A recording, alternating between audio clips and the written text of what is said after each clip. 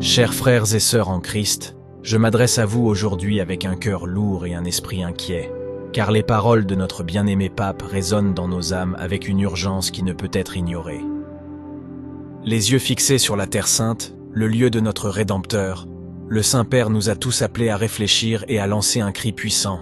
Assez! Le pape porte dans son cœur les tourments des nombreux. Laissons notre cœur être ému avec le sien.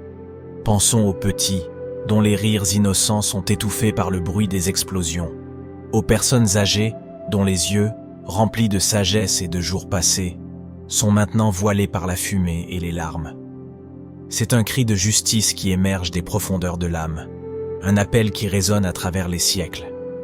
S'il vous plaît, que plus de sang innocent ne soit versé, ni en Terre Sainte, ni en Ukraine, ni en aucun autre lieu. Ça suffit, les guerres sont toujours une défaite. Toujours.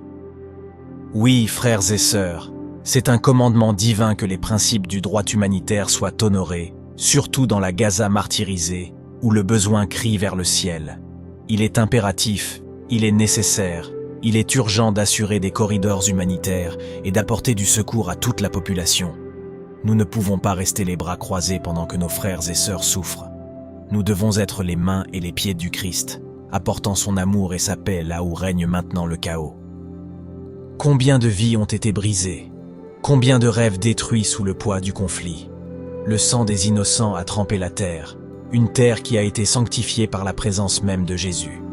Notre pape implore, et avec lui nous implorons, s'il vous plaît, que plus de sang innocent ne soit versé, ni en Terre Sainte, ni en Ukraine, ni en aucun autre lieu. Ça suffit, assez de violence. Les guerres sont toujours une défaite, toujours. Dans ce moment d'obscurité, frères et sœurs, la prière devient notre lumière. C'est la force douce et sainte, un rempart contre la force diabolique de la haine, du terrorisme et de la guerre.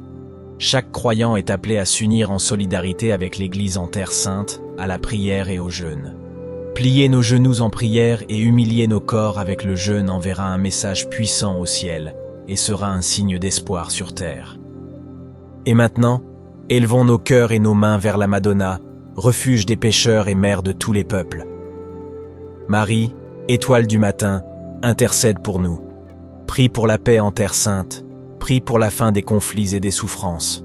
Porte nos désirs de paix à ton Fils, afin que nous puissions voir le jour où ils forgeront leurs épées en socs de charrue et leurs lances en faucilles.